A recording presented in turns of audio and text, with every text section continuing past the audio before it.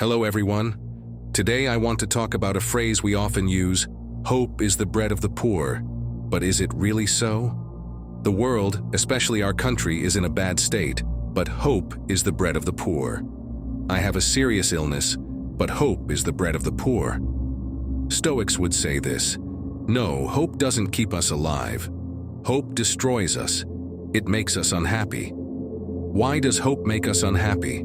Because the essence of hope is to rely on things that are not in our control. It's betting on the unknown, the unpredictable, the uncontrollable. In other words, it's entrusting our happiness or unhappiness to things outside our control. This is no different from gambling with a roll of the dice on your happiness. When we hope for something, what do? We say, if this happens, I'll be happy. If it doesn't, I'll be unhappy. All right. This means that whether we are happy or not is decided not by us, but by events. We are never the ones making the decision. In this sense, hope is handing over your inner life to external events. It's relinquishing your emotional responsibility. Let's give an example. I hope to win the lottery. Since it's said that winning depends entirely on luck, I play. I watch the draw on TV. I see the numbers come up one by one. The first number matches. So does the second and the third. But the fourth isn't mine, and neither is the sixth. This is what's called empty hope. What the Stoics tell us is that hope, by its very definition, is always empty. Because hope always relies on something uncontrollable. I don't decide the lottery numbers. I'm merely a spectator of the draw. In other words, I'm in a passive position, and hope is passivity. Now, you might say, all right, but hope isn't just about winning the lottery. We can hope for things with a higher probability, things that aren't entirely up to chance. For example, a family member comes to your house in the evening, has tea, and sets off for their own home. You hope they arrive safely, that they don't have an accident on the way. Great. Just then, they send you a message saying they've arrived home safely. But if they arrived safely, it wasn't because you hoped for it. Your hope had no effect. No influence on their safe arrival. The greatest proof of this is as follows. If they hadn't arrived safely, if they had an accident on the way, you would still have held the exact same hope for them. In other words, your family member's safe arrival has nothing to do with hope. It's a situation beyond your control. Another example. You probably hope your child lives a long, healthy, and happy life. But unfortunately, your child's long life, happiness, or health isn't brought about by your hope. What determines this is what happens to them or what they do. Your hope is a neutral factor in this equation, an extra piece of data that changes nothing, or rather, makes us forget that it changes nothing. The problem with hope is that it gives us a sense of control. It makes us forget that what we hope for is not up to us. At this point, Epictetus's famous saying from his Enchiridion comes to mind. When you kiss your child, remember that you are kissing a mortal being. This is a harsh, painful sentence, but it's true. Your child's life doesn't depend on your hope for them to live. You can hope they never die, but sooner or later they will. Our inability to accept this truth, the pain we feel when confronted with the inevitable thought of death, is proof that we want to believe we can change something. It's proof that we refuse to accept reality as it is, and prefer to replace it with our hopes. Hope is always directed towards something not in our control. It's the hope that something not in our control is somehow within our control. This is a lie, an illusion. What about seemingly reasonable hopes? You know, that feeling of hope we get when we're sure we've done everything right. For example, you're preparing for a job interview. Your qualifications are suitable. You express yourself well, and you hope to get the job. That's perfectly reasonable. But we can agree that your reasonable hope doesn't guarantee you'll get the job. The interviewer might choose someone else. Despite all your qualifications, your resume, and your experience, the employer might prefer someone else. That's a possibility. In fact, someone less qualified might be chosen simply because of favoritism. So, even when you have a reasonable hope for something, if it's not entirely in your control, you can never be 100% certain. Stoics ask this question at this point. If the outcome is not entirely up to you, Why would you gamble emotionally on it? Why? Because the disappointment of hoping for something that doesn't happen is far more devastating emotionally than if you hadn't hoped for it at all. The mechanism behind disappointment is this. When we hope for something, we mentally place ourselves in a future where that hope is realized. We live a result that's not in our control before it even happens. When that expectation isn't met, we punish ourselves twice. First, the concrete harm of the event not happening. Second, the emotional pain of our expectations not being met. This is what Buddhists call the second arrow. The first arrow is the inevitable pain from the event itself. The second arrow is suffering, the psychological torment we create for ourselves through the mental expectations we impose on the event. Pain plus suffering. To better understand this idea, let's take a brief detour to Rousseau. Rousseau says, "We take more pleasure in what we hope for than in what we actually obtain." This means the true joy lies in the anticipation, in the hope itself. Why? Because hope is the mental visualization of the desired outcome. Hope brings the desired object into our mind in the present moment. It's like a child waiting for a birthday gift. They wait impatiently. Waiting is hard, it's painful, but it's also pleasurable. Because mentally projecting oneself into the moment of receiving that gift, imagining it, is delightful. This applies to adults too. You like someone, and you realize they like you back. You arrange a date, and from that moment, what happens inside you? Excitement begins, a nervous kind of excitement. You imagine the end of the date. You picture kissing them, being with them, fantasizing about it. What does fantasizing mean? It's creating a mental representation, literally making a movie in your mind. You play out the scenario in your head, and the excitement you feel is your body's early reaction to something that might happen, but hasn't yet. For it to be this exciting, it must remain imaginary, virtual, and then the moment arrives, it happens, it's beautiful. But it's often not as great as imagined. It carries a hint of disappointment. Here's where Rousseau's point becomes fascinating. Hope always leads to disappointment. Why? Because either it doesn't happen and we're disappointed, or it does happen and we're still disappointed. Even when it happens, it disappoints. Because the reality we experience can never match the idealized fantasy we created in our minds.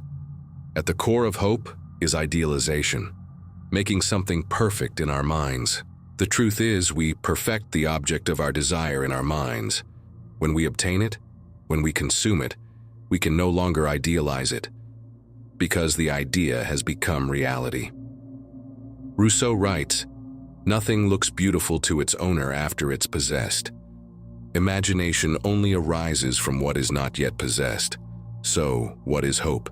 It's an idealized expectation. And when that expectation fails or turns into something different than what we imagined, we suffer. Not because of the object, not because of reality, but because of our imagination, our hopes." This is exactly what the Stoics are telling us.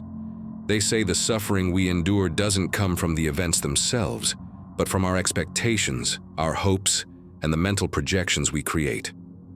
I can guess what you're thinking. You'll say hope and expectation aren't the same thing. You might think that expectation, unlike hope, involves a demand for something owed to us, something we have a right to. When we say, "I expect my spouse to be faithful," it's not just hope. It's a demand for the fulfillment of a marriage contract. It's the expectation that the other party will do their duty. Let's examine this argument. Are all spouses always faithful? Do they always fulfill their duties perfectly? We know the answer is no. So expecting someone to do their duty doesn't guarantee it will happen. Who decides whether that expectation is met? Your spouse. In that case, your expectation has no stronger foundation than hope, because the outcome is not up to you. In both cases, control lies outside you. For those paying attention to the nuances of language, the Turkish verb beklemek, to expect or wait, sums it up perfectly. On one hand, when we say "I expect support from them," we're making a demand. On the other hand, waiting for the bus or waiting for my turn expresses passivity, inaction. In both senses, we surrender ourselves to the flow of events. Ask yourself this: where have you seen people do what you want just because you expect it? People do what they want. Most of the time, there's nothing you can do about it, because it's not up to you. There's a famous saying, "Promises only bind those who believe in them." Your expectations of others are a bond you create in your mind. Whether the other party honors it is no longer your fate. It's not in your control. This is why, from a Stoic perspective, there's practically no difference between hope and expectation. In both cases, we don't make the decision. Both are mental projections of a desire whose realization doesn't depend on our will. Let's make this concrete with another scenario. You ask a friend for a favor, maybe because you think it's what friendship entails, or because you did them a favor in the past. You expect it, but they refuse to help. Why? Because they don't want to. Because they don't have time. Whatever the reason, the key question is this: what will you do? Will you say, "I'm disappointed"? Will you say, "You're no longer my friend"? You can do all these things. You can express your frustration, but it changes nothing. The real issue isn't your friend rejecting you. The real issue is that you've tied your emotional state to something beyond your control, your friend's decision. This is where the Stoics' fundamental distinction, the dichotomy of control, comes into play. Things that are up to us and things that are not. Asking your friend for a favor is up to you, but whether they agree to help is not. You can talk about the values of friendship, reciprocity, or loyalty. But if your friend decides not to help, that's their decision. It's not up to you. When thinking about the dichotomy of control, what's up to us and what isn't, we often deceive ourselves. We place things that aren't in our control into the category of things we think we can influence. The most obvious example is other people's behavior. Some people spend their lives trying to influence others, their opinions, actions, or votes. This stems from a deep need for control, from the tendency to see others as extensions of our will. In our minds, we always assume we have a better idea of what others should do. In our minds, the other person isn't an autonomous being, but an executor of our ideal scenario. The value we assign to them is proportional to how closely they follow our script. But all this happens only in our heads. In reality, people don't do what we want. They've lived their entire lives without our guidance. Why would they suddenly need it? Besides, no one waits for someone else to tell them what to do. People have free will. You've probably heard expressions of disbelief like, "I don't understand. I told them to do this, but they didn't." Yes, that's called autonomy of will. Or, "They said they'd do it, but they didn't." Yes, that's called freedom of choice. In other words, it's exactly the thing that's not up to us. Of course, we can influence others, but influencing is not the same as controlling. It doesn't mean managing their actions in their place.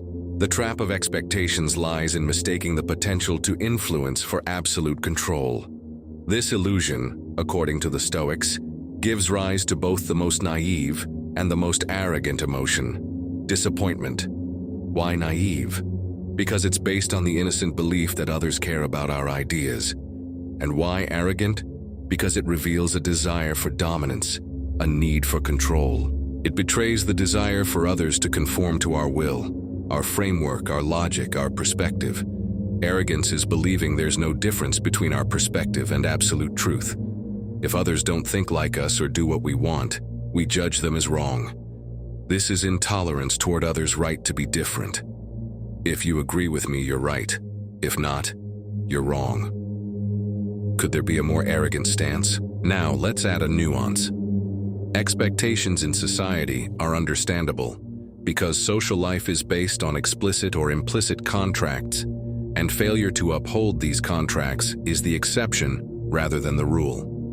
We expect employees to do their jobs, and they usually do. We expect parents to care for their children, and they usually do. But expecting a contract to be fulfilled and being disappointed when it's not is attributing a power to that contract it doesn't have. It's believing a piece of paper or a norm can shape human reality. But the foundation of human reality isn't rules, it's choices. A business partner can betray you despite a signed agreement. A politician can engage in corruption despite their oath. Life is full of broken contracts and unmet expectations. This is where we need to understand the Stoic intention. Stoicism's goal isn't to offer a moral ideal about how things should be. It's to paint a realistic picture of how things are. We must stop living in ideals, especially in grand principles that no one, especially those who preach them, follows. People aren't just kind, honest, and helpful. They can be all those things, but they can also be the opposite: rude, malicious, selfish, cruel, immoral, or dishonorable. We must be aware of this reality, not just the reality we wish for, but the reality that exists. At this point, it's worth recalling the advice of Marcus Aurelius, the Roman emperor and great Stoic. When you wake up in the morning, tell yourself, "Today, I will encounter people who are inconsiderate, ungrateful, arrogant, deceitful, envious, and selfish." This isn't pessimism, it's pragmatism. It's anthropological realism, because nothing can disappoint someone who expects nothing. Or rather, nothing can disappoint someone prepared for everything. Being prepared for everything means considering every possibility, being aware that anything can happen. Only someone who knows everything is possible can have the wisdom not to place an emotional bet on a single outcome. Being without expectations means not having any expectations about things beyond our control. Moral rules dictate that some things shouldn't happen. Yes, but those rules don't prevent people from doing exactly what they shouldn't. An expectation always carries the possibility of not being fulfilled. Being a Stoic means deeply internalizing what the word possibility truly means. Let me explain. Say you invite a neighbor you want to meet for coffee. It's possible they'll accept, but it's equally possible they'll decline. Maybe they're not interested, maybe they're not in the mood. It doesn't matter. The truth is, being rejected is always a possibility. If they reject you, what's unpredictable or impossible about that? Absolutely nothing. If something is possible, being surprised or upset when it happens is irrational, because it was always possible. Now let's look at the other side of the coin. If something is possible, it's just a possibility. It might not happen either. Imagine you're organizing a picnic for the weekend. Sunny weather is a possibility, but so is rain.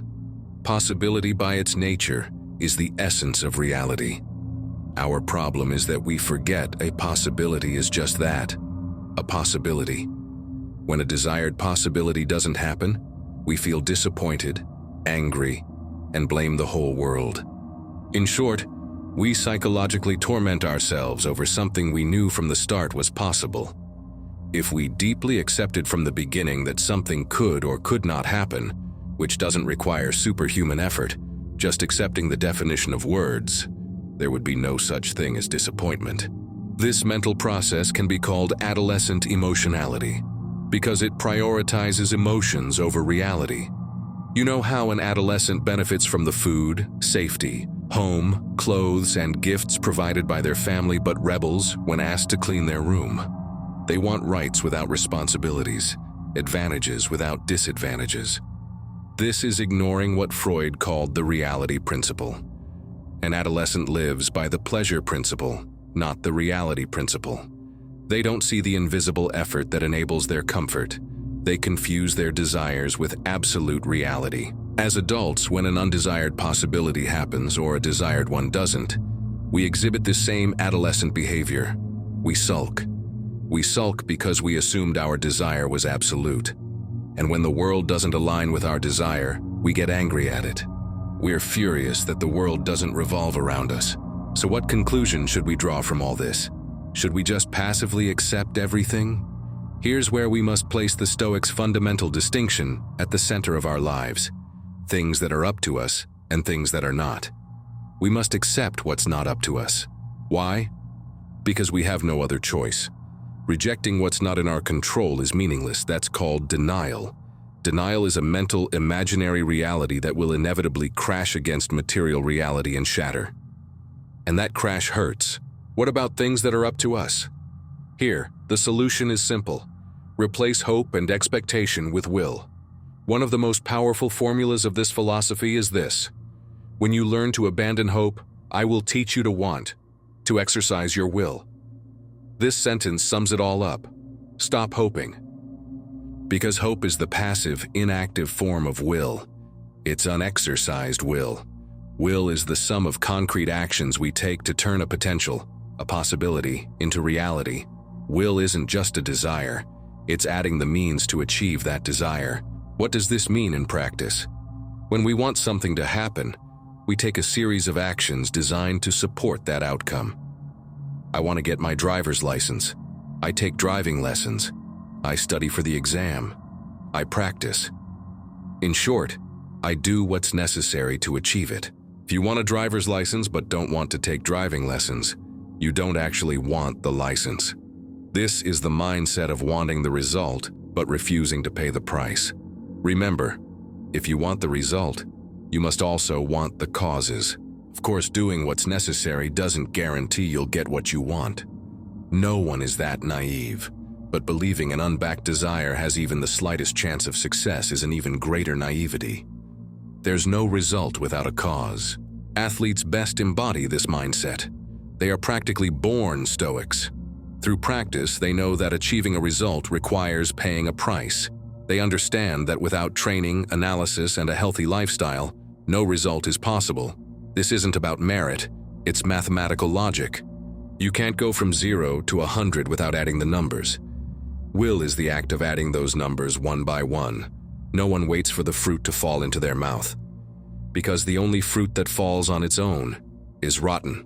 When you exercise your will, even if you don't reach your desired goal, one thing is certain: you'll be much closer to it than if you had just waited and hoped. Hopeless will is weak. While hope is a passive, unconscious attitude, will is an active, clear state of mind. Many people think Stoicism is a philosophy that ignores reality, that sees humans as emotionless, weak, and ultimately dehumanized. This is deeply ironic. Criticizing Stoicism for the exact opposite of its purpose is ironic, because Stoicism's very existence is to urge us to account for reality. It grabs us by the shoulders, shakes us, and forces us to see all of reality's possibilities and impossibilities. Stoicism demands that we account for the fact that we are not omnipotent. It wants us to understand that desiring, hoping, or expecting alone cannot bend reality to our expectations. It wants us to realize the world doesn't exist to serve us. Be humble. That's what Stoicism is. Stoicism isn't an inhuman philosophy. On the contrary, it's a philosophy that understands humanity so well that it dedicates itself to saying, I know what you're thinking and you're wrong. I know what you want and you're wanting the wrong thing. You think the world is unjust, so you resist it, you fight it. That's the wrong path, it won't work. You want the world to embrace you, and when it doesn't, you resent it, you get angry. That's also the wrong path, it won't work. The problem isn't the world itself. The problem is the illusion we create about how we want the world to be. The problem isn't reality itself. It's the time we waste refusing to let reality be what it is. Thank you for watching.